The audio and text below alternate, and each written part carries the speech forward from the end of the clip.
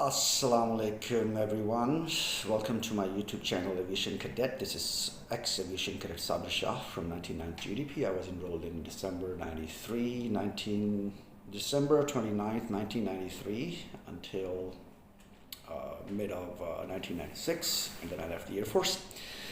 And first of all, congratulations to Pakistan Air Force on completing 40 years of flying F16 Falcons, one of the best aircrafts in the world. Never flown, I've never even touched it, and but I mean, it has been a great addition to the air power of Pakistan Air Force. So just a little bit of history about the F16 induction into Pakistan Air Force.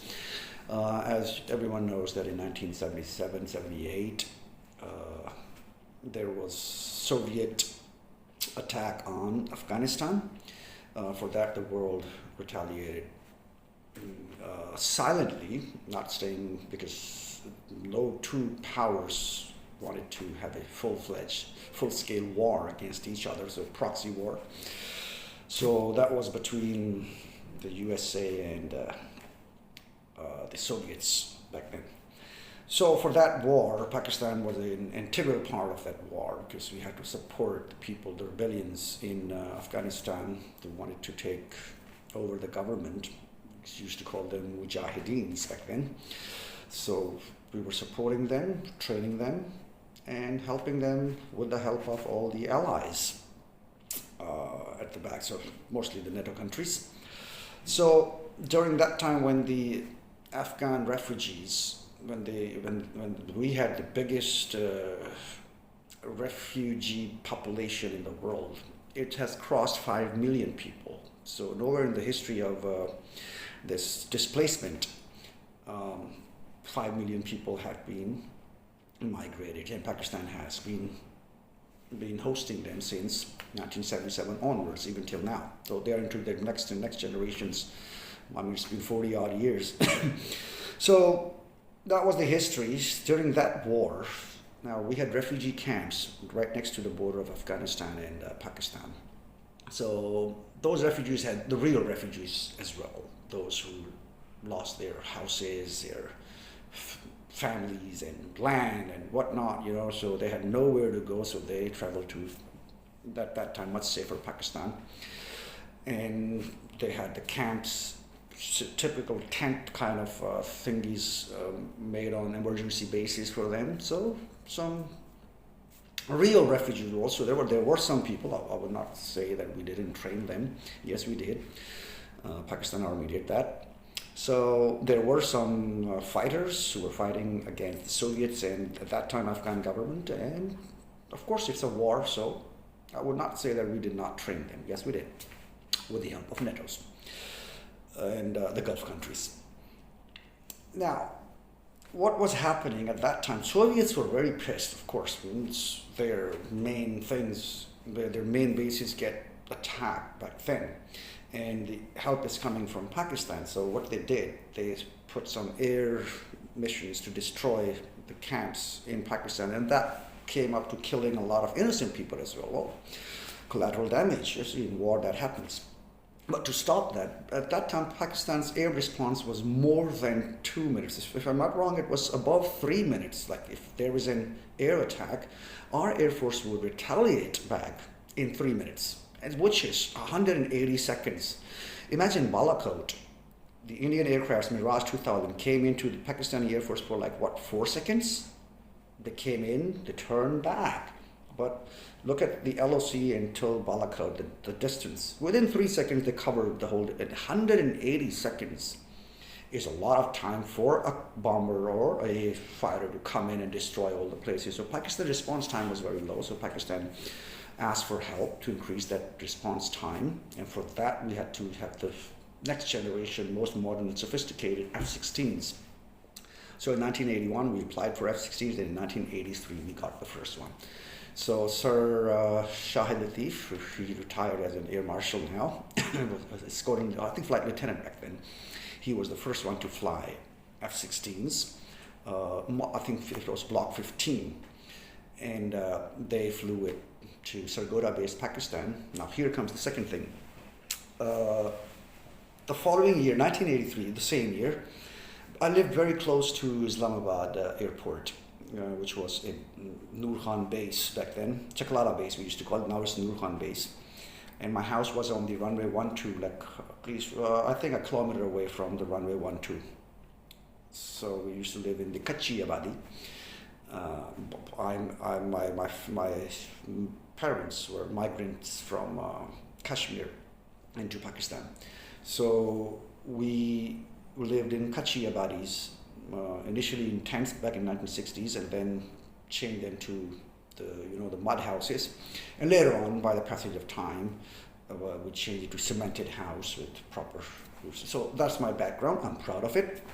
We used to live in that Kachi Abadi, which is now, by the way, one of the best areas in because the airport has been moved out to the new Islamabad airport, and the old airport is now the Noor Khan base, and it's called and the area, the ground where we used to live is now Shahbaz Sharif Park, and there's a cricket stadium there as well, and a football stadium too. So the area turned out, it used to be a pond of dirty, all the sewage system used to go into that one. My initial time was spent there. So I've done all my athletic activities in that ground. And that was my base actually to join Pakistan Air Force. Why? So see, 1983, I was 8 years old. And 23rd of March, we used to have a parade, and these aircrafts used to do the shows. And the best one, but before 93, I don't recall it, but 1983 I recall it very well because that was the first F16 which got into into our fleet. And it was the first air show, 1983, and the parade ground was at that time it used to be next to the GHQ. Later on, it went to the Shakar Pariyan. We went over there, but before that, it used to be there. Or sometimes in between, they used the Islamabad highway. But anyhow, I'm talking about my time, 1983. First time we saw the F-16's performance and the way it circled up in the air, and we used to call it Jangi Jahaz. Every airplane for us was a Jangi Jahaz, a fighter plane. We didn't know the names. That time I've seen the A5s, FT6, I think F86s, and that was it, yeah. So these were the aircrafts we used to see them, but we never knew their original names because 7 or 8 years old, So that's where my initial inspiration came, and at first F-16 air show I've seen with our own eyes, and because of living right next to the airport, we used to see all these fighter aircrafts all the time, landing and takeoff. So that's the first inspiration which comes to your mind, and you want to be a person sitting in them. And my dad was a warrant officer, so he had the uniform, so I had a craze about that one too. So anyhow, we're coming back to the F-16 history. So that's when Pakistan Air Force had the response time of less than 40 seconds. So from 180 seconds, more than 180 seconds, I think it's more than that, but well, we will check the stats later. So we came down to 40 seconds. So at Air Defense Alert, ADA, a pilot would be sitting in the F-16's cockpit, and whenever there's a scramble call, he would be airborne within 40 seconds, and we can go and respond. So now for that, I'm coming to the kills. The F-16, we claim that we have killed 11 aircrafts till 27th of February 2019. The Operation Swift Retort, if you know about that one. We have downed one Sukhoi 30. F-16 has done that. The other one, Abhinandan's aircraft, was down by JF Thunder. And one kill was F-16. So 10 kills we claim, and 1 kill after that one. So altogether, 11 kills by Falcon has been reported by Pakistan. Now, we don't call these 11. By the way, that's just the highest number of kills by any country who's using F-16s in a war. Highest number of kills, 11. But Soviets, they agree on six of their aircrafts were killed by F-16. So I would take number 6, and of course India. India says 2 of their aircrafts were killed by F-16. So they are even one more than us. So even then 8. And if we come to the 8, then we equal the inventors of the F-16, America. America has used the Iraq War and Syria and blah, blah, blah, some other places. So they have also killed 8 many times. So have we done. But our claim is of 11. So that was the initial induction of the F-16's Falcons into Pakistan Air Force. And how were they different? I would post a description below, an interview of the previous F-16 fighter pilot of Pakistan Air Force, Sir Kaiser Tufail, with a guy from his channel, YouTube channel is AirCrew. I will leave the links in the description below, and you can go and see his interview. Beautiful. I mean, he explained what kind of aircrafts were there and how he flew F-16, what was the difference. So he just told a little bit of just one difference. I will just mention it here now. What he said.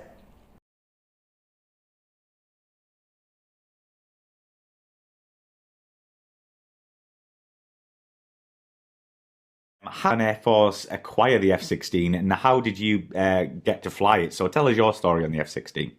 I was in Mirages at the time. This was 1985. We got them in 1983, the F-16s. Yes. And I went over from the Mirages to fly the F-16. The things that struck us, because we'd been flying, everyone in the Air Force had been flying conventional fighters, and conventional means everything that on the F-16 was unconventional. Starting with the seat, it's 30 degrees reclined. The stick movement was 1/16th of an inch in each axis. I mean, you move it forward, it goes 1/16th of an inch and 1/16th back. So when you do a loop, actually 1/16th is just a wee bit, and you just sort of, it was more like a pressure transducer that senses pressure. And what that means actually for a layman, for a normal person, when he said that 16th of an inch movement, okay, and he also mentioned that he was among the pioneers who flew MFI-17, the Swedish aircraft. By the way, the picture shown in that one was a wrong picture. That's the Super Mushshak's picture. Super Mushshak is white. The orthodox original Swedish with F-Lycoming engines, the piston engines, that aircraft was green and red in Pakistan Air Force. So I'm just sending a picture, you could see it. That was the original MFI-17 from Sweden. Now I tell you the difference between 16th of an inch from, let's say, MFI-17, because I have flown 50 hours on MFI-17, Mushshak, we call it Mushshak, not Super Mushshak. Super Mushshak is more sophisticated aircraft than the ones we used to have. Now, we used to call it, okay, I mean, again, it's the aviation term used in Pakistan Air Force, Kota Jahaz, which means a donkey cart. A donkey cart, you have to pull the harnesses really hard, and, you have to hit the donkey really hard to get it faster, so it was. So if we have the control stick, let's say this marker is my control stick. So now I'm telling you, if you want to perform a loop, first you have to put the aircraft into a dive, right? So now on Mushshak, the control column, we literally had to go like this, almost 1 foot away from the center in a dive. Now 1 foot away, 1 foot, 12 inches. And then once we acquired to a certain speed, let's say, I think it was 130 knots. So when we almost gonna touch 130 knots, we are above 125 and we start to pull up. Now, because for a loop, you have to go up, directly up. So once you're pulling up now, you have to pull it up back from the center 1 more foot. So you are pulling it back to at least 2 feet. And, well, you have to have the equal amount of G's, the pressure you pull, the 4 G's were required to complete a perfect loop. If it's less than that, if it's more than that, then it's going to be a shorter or a wider loop. So, but for the perfect loop, it was 4 G's you have to pull without the G suits. But for that, you have to pull the stick back. And your face is, the skin goes like that. You have seen those videos on YouTube. So anyhow, so once you're fully inverted, you just check your wing, and your wing should be crossing the horizon at the perfect spot, and then you come down again. Now, once and that's where you get a little bit of negative G's, and you have to maintain the positive G's, and you ease up on the horizon. But that's the stick movement. That's almost from the center, 1 foot in front and 1 foot at the back. So that's how you do a loop. Now, an aileron roll is the same thing. Now, aileron roll is the movement around the axis, right? Around the, you would say the letter axis, right? So once you go like this, so what happens?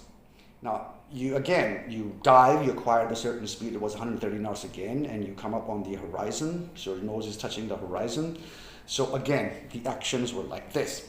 And once you perform the aileron roll towards this side, towards, this is my left, so once you have to get the stick almost a foot towards your left, so boom!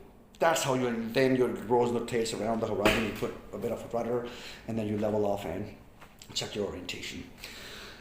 So what he meant by F16, 16th, all these movements which I said would be, now you want to perform a loop,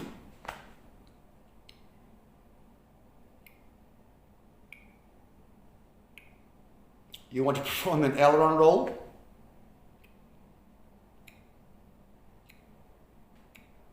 that's 16th of an inch.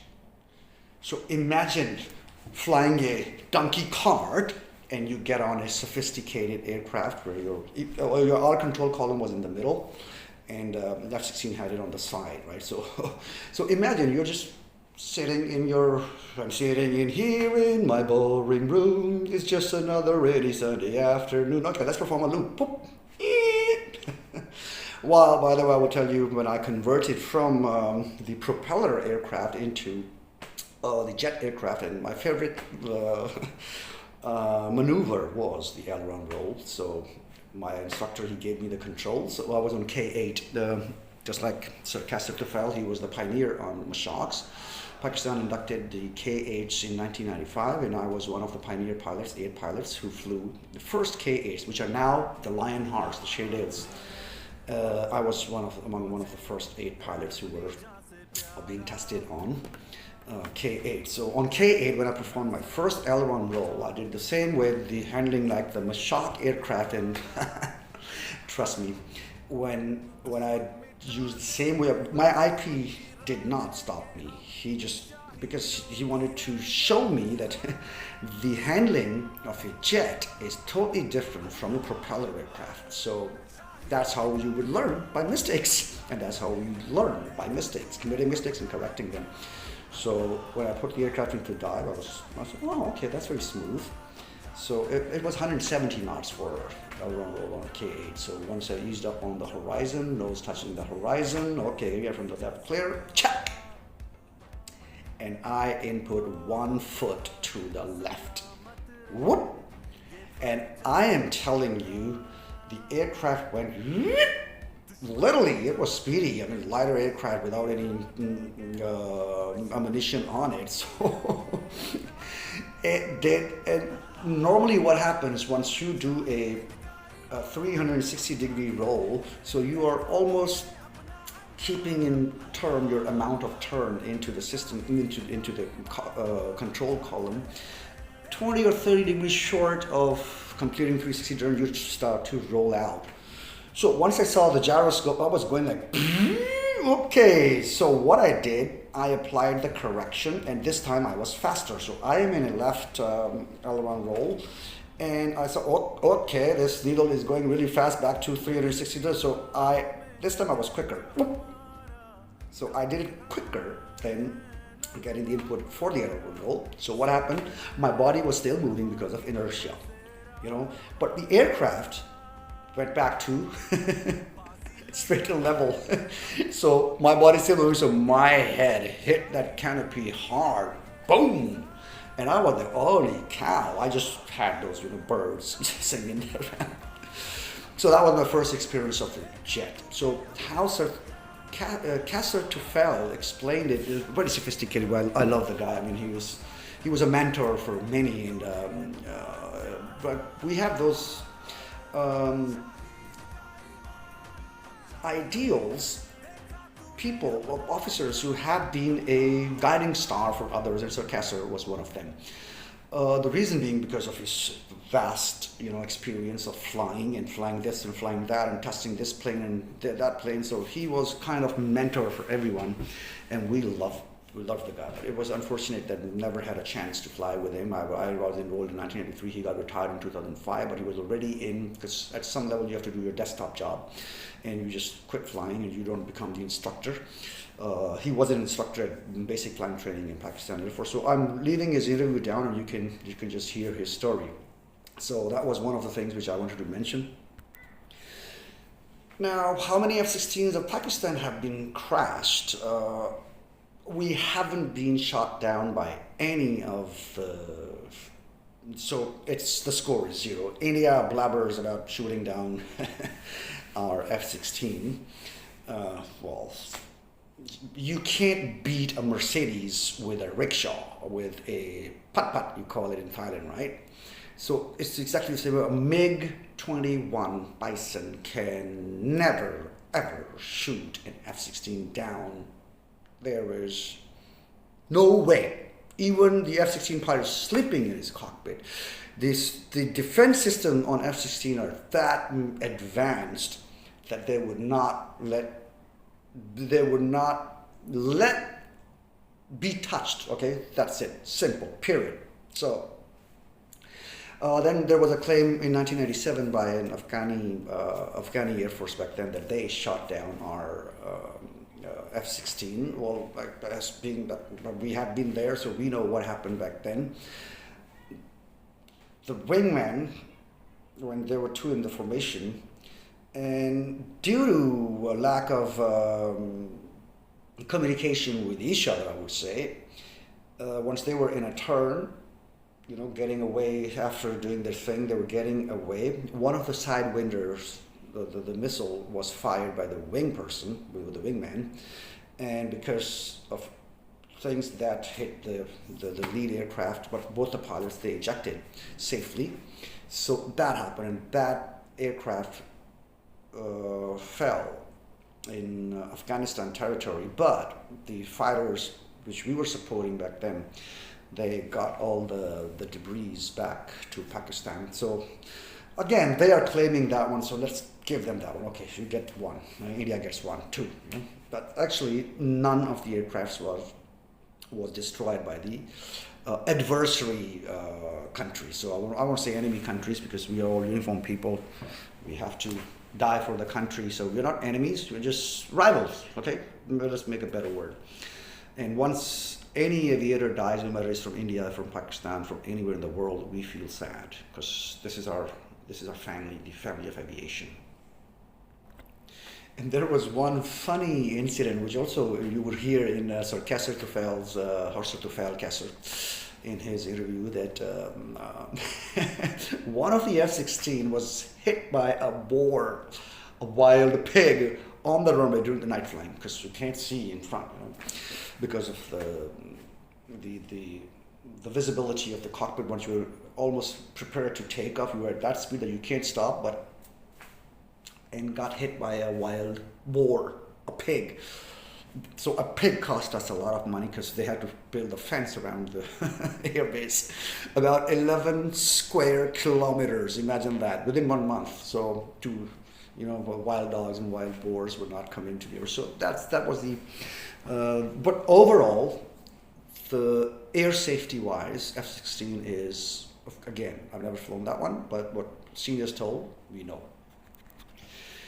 Now, about F-16s, I would like to mention my own course mate, because first, a disclaimer that when we meet, see, I'm already done with the Air Force. It's been like 26 years. I'm not part of the Air Force. But we have become a family, right? So when I go back to Pakistan and then meet with my friends, with my course mates, with my beloved course mates, we talk about life, we talk about things happening to us. So what's going on with your life, how's the family, let's go eat somewhere, and we discuss the life-related issues. We don't discuss jobs, because that's from 9 to 5, okay, in the office, done. So about any emergencies, about anything, we do send our wishes to each other, but we never discuss them. There are many reasons for that as well, because some of the things are not to be broken to the public. So even if I'm not in the Air Force, I was a part of the Air Force, but I would not push my course mate to release any kind of information which is not supposed to be public. So one of the F-16s in 2014, one of my course mate was involved in the crash, and that was, at that time, we were having a war against terror going on, and alhamdulillah, my course mate, Azman Khalil, he's now Air Commodore, was part of that war. So it's a public knowledge. It's not a state secret. So you can see him on newspaper, you just write his name, Azman Khalil, and Google it, and you would get all the information about him, how heroic he was in 2014. But I want to shed a light on that one. And there's one more, Sir Muntajib. Sir Muntajib was also an F-16 pilot in Pakistan Air Force, and he left in 2010 and joined 2008 and joined Air Blue. And if you remember the Air Blue 202 incident, Sir Muntajib was my squadron mate. We were both from Squadron 1. We were the PFT mates, PFT 1. We were the BFT mates, Basic Flying Training mates, BFT 2. So Sir Muntajib lost his life in that terrible incident, and but we'll talk about Air Blue 202 in some other videos. Well, Azman, what he did, again, I've never talked to him about that. We have met many times after when I go to Pakistan, but we have never talked about this incident. What happened? Because I don't ask questions, and we are not supposed to leak the information. So whatever is public, I will tell you that they were on a mission in Wadi Atira, I think, and to destroy the terrorist locations. And we had this the standoff weapon, which Pakistan made by itself, which we also used in 27 February Operation Swift Retort. It's made in Pakistan, so that no other country could blame us that you have used our weapons against the other countries without our permission. So made in Pakistan. That's just a bomb with eyes, okay? That's it, simple. So the person sitting at the back operates the bomb and sends it to wherever it has to go, and the person in front flies that plane, and that was my junior in Asim. But anyhow, I think Asim was flying the plane in the front cockpit. It was F-16D, and Azman was sitting at the back cockpit because he was operating the bomb, and the bomb exploded before. As soon as they released it, it exploded, and they didn't know. So when the bomb it explodes very close to the main aircraft, it damaged, the wing portion, and lots of systems are located in the belly of the F-16. So hydraulic system failed, electrical system failed, throttle system failed. So now, and because of the pressure of the bomb hitting the aircraft, it got too much of the drag. And what I've heard, again, I don't have any personal information from Azman, never talked to him about that incident, but because of the drag, the aircraft went into spin. Now, once the aircraft is into the spin, now Azman is sitting at the back cockpit, and Asim is sitting in the front cockpit. And normally the front cockpit pilot, he captains the plane, and mostly, well, anyhow, that's another thing. So the aircraft went into spin, and F-16 goes into spin is air recoverable.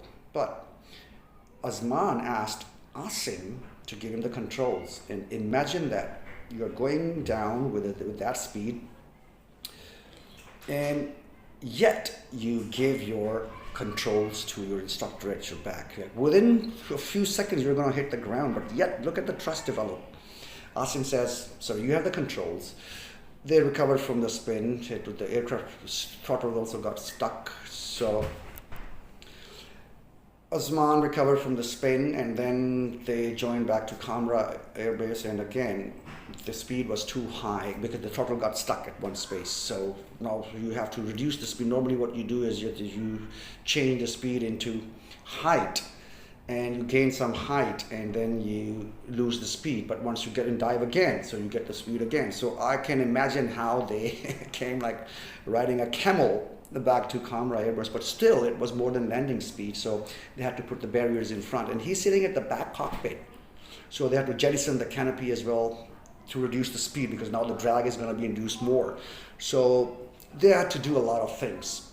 But when you're at the back cockpit, your vision is also very, very less, and yet they did it. So that was the heroic story of Osman F-16. That I told you what the incidents happened in Pakistan, just a few of which I know of, how difficult it was to convert into F-16, how easy it could have been. So Sir Kaiser Tufail. So Pakistan has completed 40 years, Pakistan Air Force has completed 40 years of mighty Falcon F-16. Congratulations to Pakistan Air Force, and imagine that Mirages 3s are still working after 53 years they are in service. What we're going to do to F-16, it's going to stay with us for a very long time because we have the ability to maintain it. Second to none, Pakistan Air Force, please join.